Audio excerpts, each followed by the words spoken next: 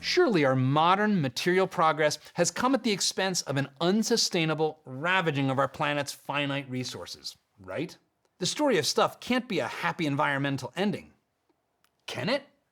Just ask any of the millions of kids who've been subjected to Annie Leonard's The Story of Stuff in their environmental classes for the last decade. We live on a finite planet, and you cannot run a linear system on a finite planet indefinitely. It's a system in crisis. Nobody wants to turn a dirty, degraded world over to our children and grandchildren.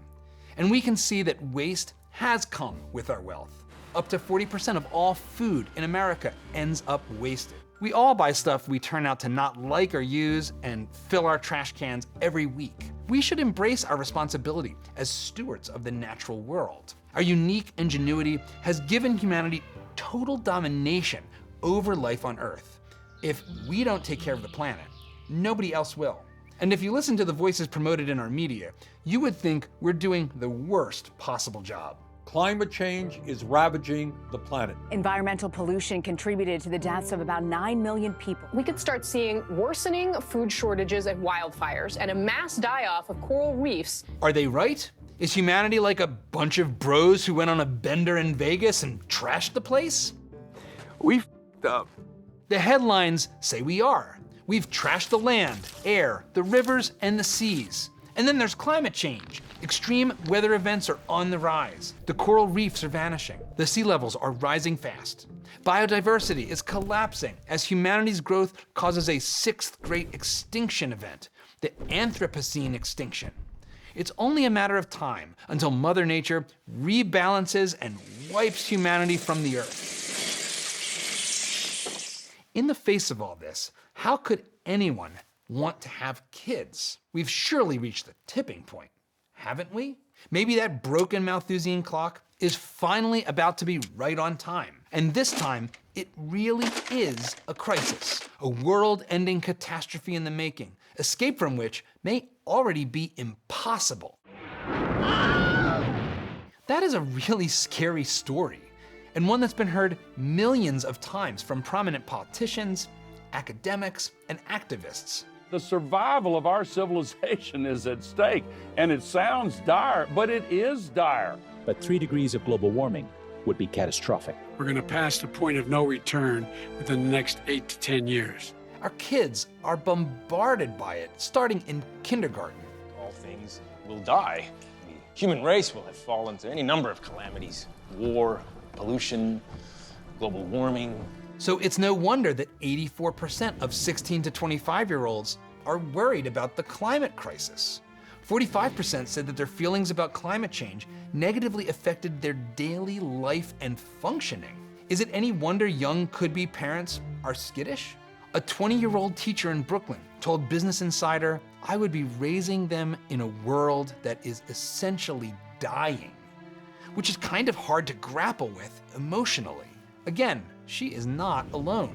40% of those 16 to 25-year-olds are reluctant to have kids themselves due to worries about climate anxiety. Did the environmental movement shift the goalposts a few times along the way? Sure, they did, from global cooling. What scientists are telling us now is that the threat of an ice age is not as remote as they once thought. To the ozone layer. The protective ozone layer is being threatened as never before. We're all at risk. To global warming. There is a troubling indicator about global warming. And now, climate change. 600,000 Hiroshima-class atomic bombs exploding every single day on the Earth. That's what's boiling the oceans, creating these atmospheric rivers and the rain bombs. Has our truth been made inconvenient by a 20-foot rise in sea level? No, not yet.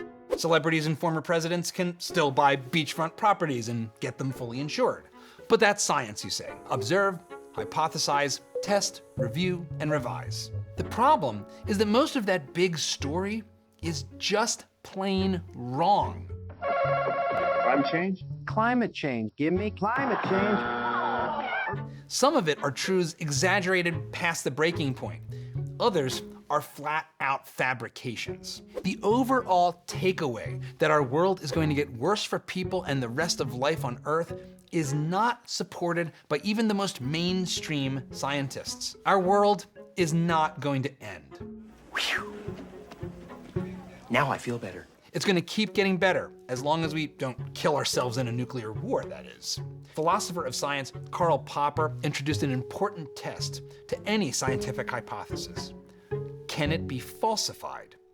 If you can contradict a theory with empirical evidence that refutes it, you've falsified that theory and disproven its underlying assumptions about cause and effect. All of modern history since 1798 has falsified Thomas Malthus and Paul Ehrlich's theories about overpopulation.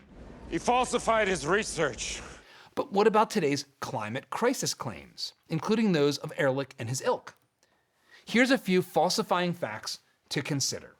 Are extreme weather events actually on the rise? No, they're not. According to NASA scientists, the area burned globally by forest fires has declined by over 25% in the past 20 years. That's an area the size of Texas. Landfalling US hurricanes are flat and have slightly declined over the past 120 years. In fact, the real cost of natural disasters is declining everywhere after you adjust for GDP growth. You see, since the whole world has gotten more populous and more wealthy, driving up GDP, we have more wealth to be damaged in a hurricane, but we also have even more income to pay for the repairs than ever before. Deaths due to flooding globally have declined. As Alex Epstein has noted in his research, climate-related disaster deaths have plummeted 98% over the last century, even as CO2 has risen substantially. Those are some pretty inconvenient truths for those hoping to scare the future family out of you. I don't really want kids. Parts of the famous Great Barrier Reef recorded their highest levels of coral in 36 years, according to the Australian Institute of Marine Science. That's heartening news for all you responsible scuba divers out there. Now, about that sixth great mass extinction we hear so much about. If an extinction event happens in the forest and all of the animals are still around afterward, is it still an event?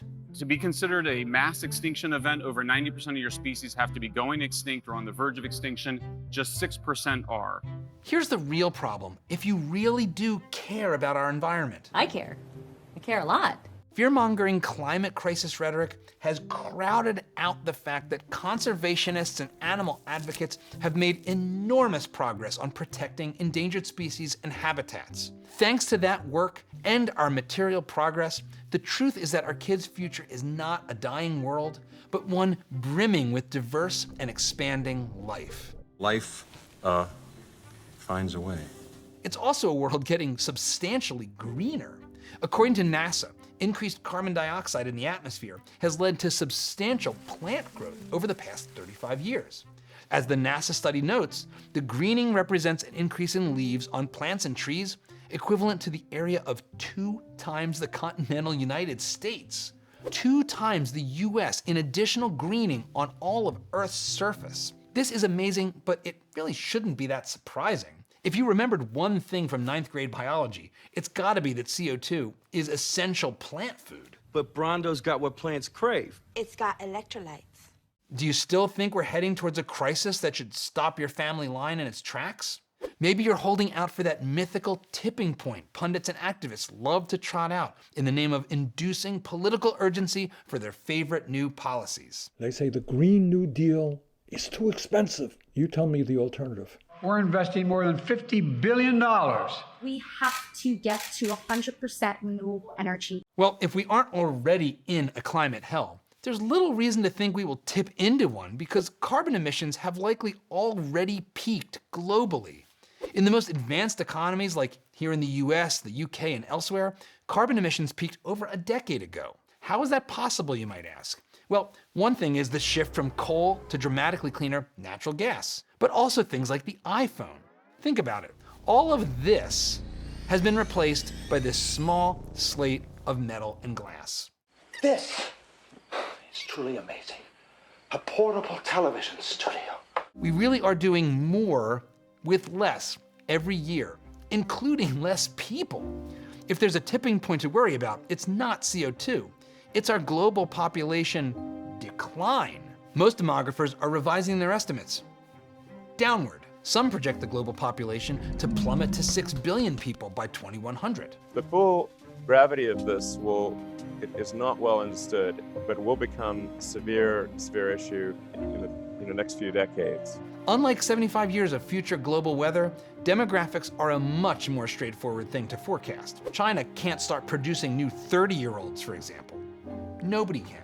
And this right here is a perfect demonstration of how our public opinions can be wildly off from actual reality. Overpopulation remains a major worry in the public consciousness for literally no reason at all. Too many people, too much consumption, and growth mania. So ask yourself, if most people can be wrong about this fact, it's at least possible that our alarm over climate is similarly off the mark. And since the same people who were wrong before and are still wrong on population are the ones sounding the loudest climate alarm, Rate of extinction is extraordinarily high now. I think deep suspicion is in order. Finally, what about those dire predictions about our future? Are we heading towards a world of poverty or worse, human extinction itself? You'd think so if you only read the headlines. Code red for humanity, mass starvation, extinctions, disasters. And then there's this whopper that went viral a couple of years ago. The world is going to end in 12 years if we don't address climate change. There's just one problem with all this coverage. It's all conjecture, hyperbole. No, it's worse. It's mostly lies.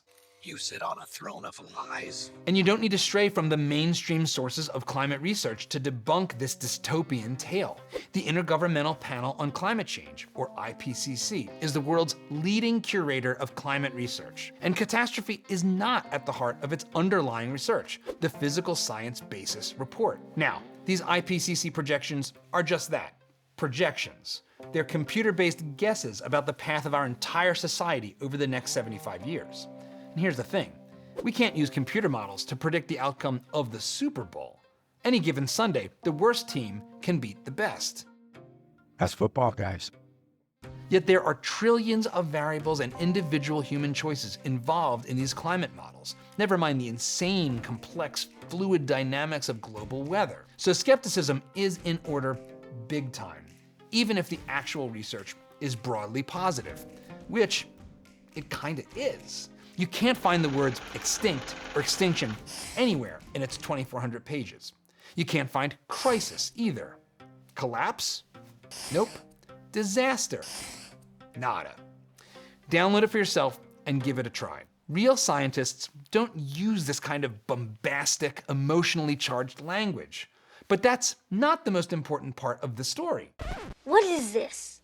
Are you trying to trick me? Wait, just wait. Keep your shirt on, let me read. The lead that gets buried so deep you need a jackhammer to unearth it lies in what's called the Shared Socioeconomic Pathways, or SSPs. These are 5 scenarios developed by the climate research world to project the path of humanity, ranging from SSP1, sustainability, or taking the green road, to SSP5, fossil fuel development, or taking the highway. Each SSP scenario tries to predict a different path of carbon use and human development between now and the year 2100.